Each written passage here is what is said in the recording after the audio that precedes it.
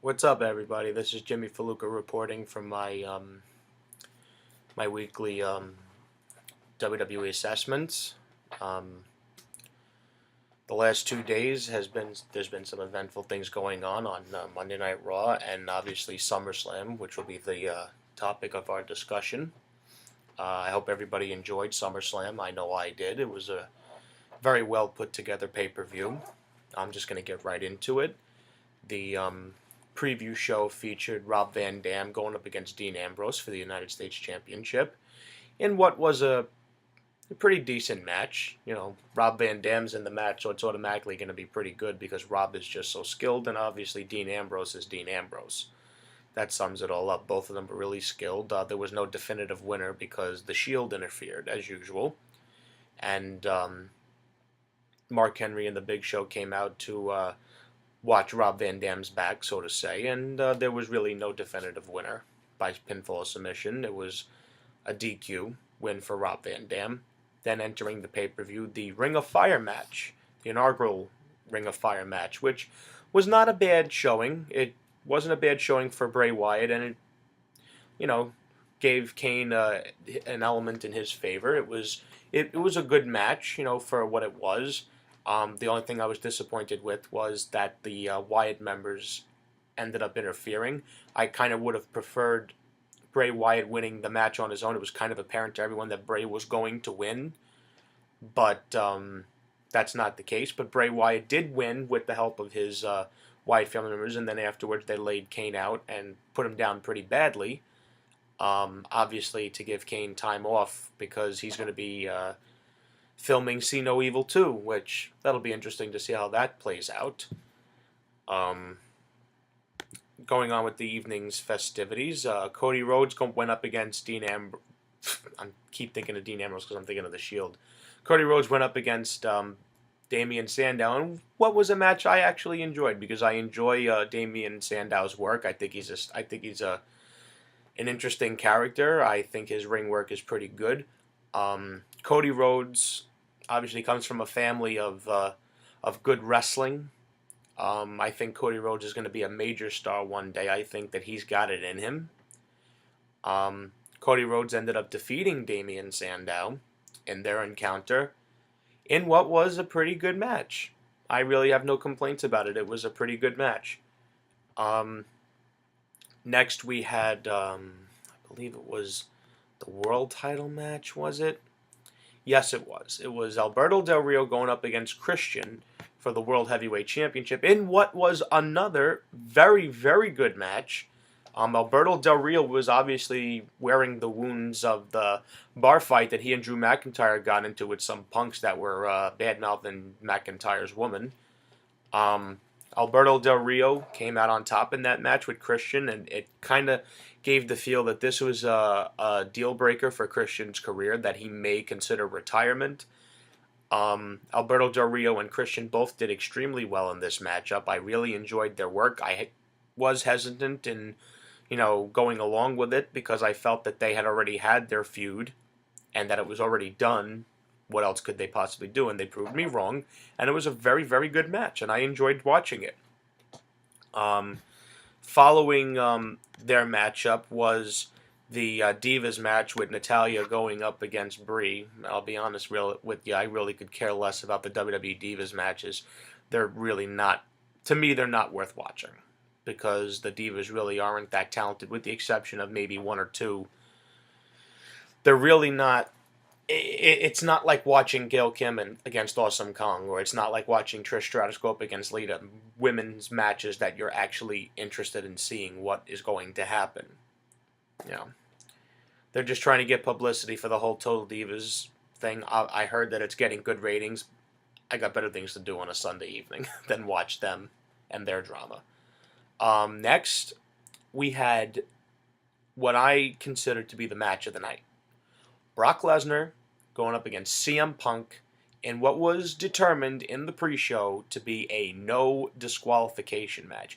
I kind of had the feeling that they would add a stipulation like that to try to make the match a little more violent because it would fit the personality of Brock Lesnar, who is a killer, and it would fit CM Punk willing to do anything that it took to either get his hands on Paul Heyman or put down the beast Brock Lesnar. And I have to say, the match from start to finish, I enjoyed. I heard a lot of people bad-mouthing the possibility of this match and how it wouldn't look right, how it would look like Punk doesn't belong. Well, if anyone got anything out of that match, it was that Punk belonged in the ring with Brock. It was a really, really good match. Both guys beat the tar out of each other, and it was worth it.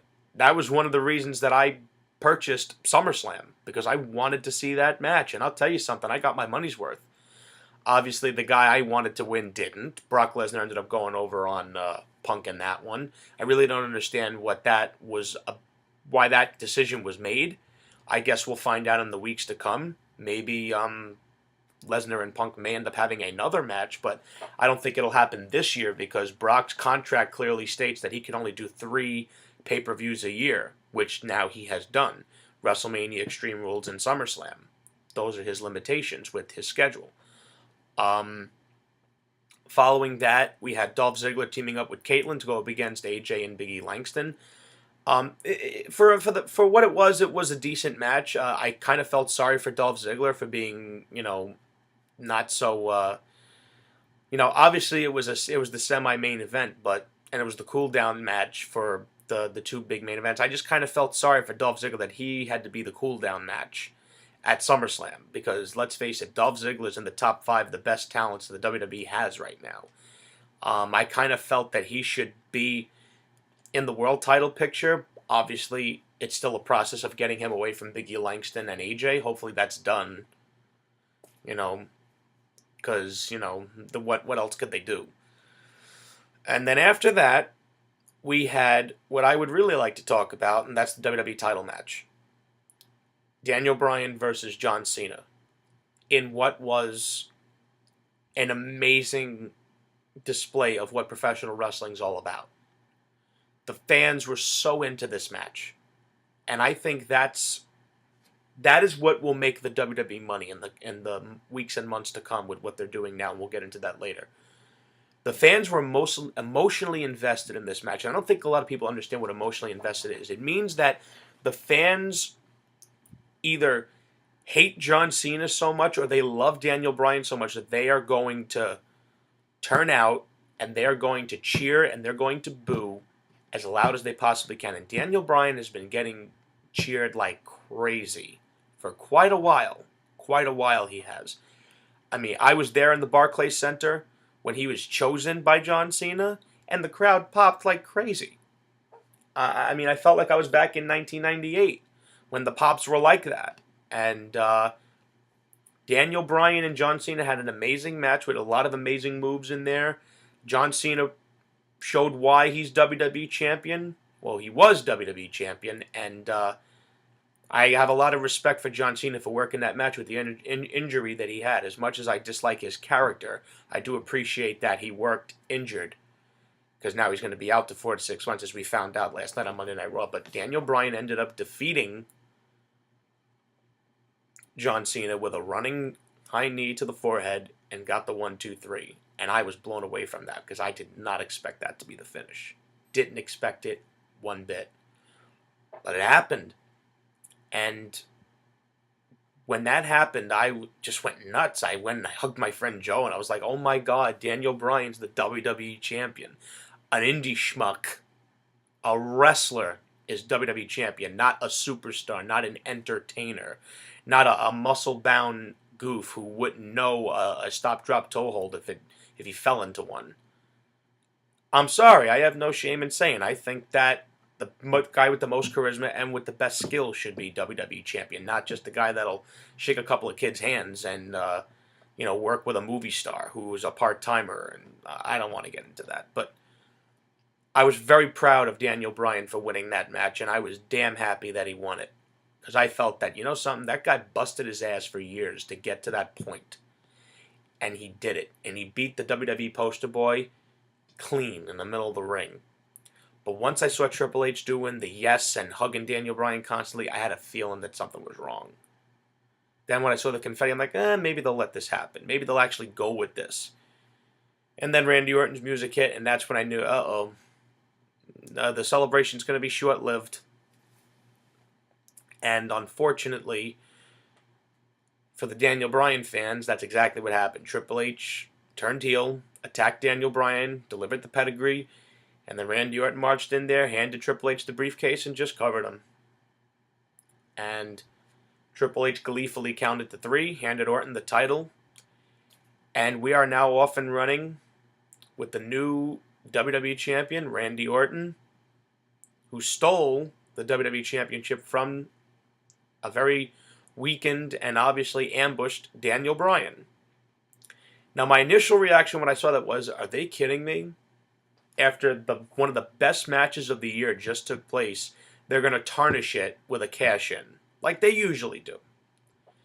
And after giving some time to think about it, I realized that since Triple H is the one that did the dirty deed of sticking it to Bryan, that Daniel Bryan's going to eventually be elevated by feuding with Triple H and whoever is surrounding him. And it turns out that my suspicions were 100% correct, as it was confirmed on Monday Night Raw.